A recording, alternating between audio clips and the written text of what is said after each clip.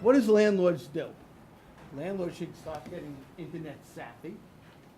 They should be searching on websites such as Airbnb, like Craigslist, HomeAway. Don't you love this? Flipkey. There's one, vrb.com.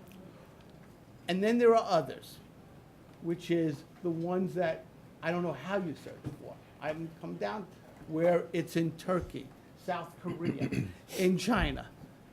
There's all these websites that do short-term rentals for your building, and you don't know about it, and it's hard to guard against it. But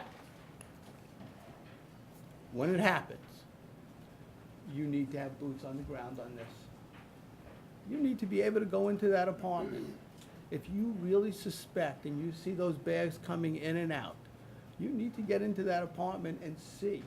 Try and talk to these people in a very nice way. Hey, how are you? How'd you get here? Who'd you use? Take a look at the apartment.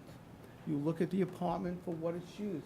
For example, there are towels, toiletries.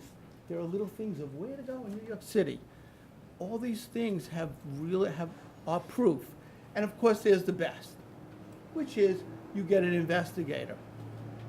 Now, I've actually had an investigator because it was a very valuable rent-stabilized apartment who I hired to go, and he rented the unit. And he walked around with the little pin with the camera, and every tenant does the same thing. Here's this, here's that. If anybody asks you about this, just say you're my cousin. And you have all that on tape. And even and usually it's always ended because your investigator, if he's good at what he does, says, hey, I'm coming in about 6 weeks. Do I go through Airbnb or the website? And they do every freaking Airbnb tenant does the same thing. No. Just email me or text me directly. It'll be a little cheaper for you. And those are the cases that you get to win.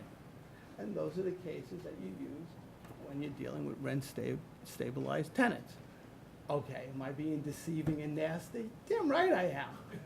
Because you're getting fined for this. And you want that investigator to go look around and make sure he sees all the toiletries. Oh, how's the Wi-Fi? It's for free, all right? All sorts of little things. Do you have a hairdryer for me? Of course.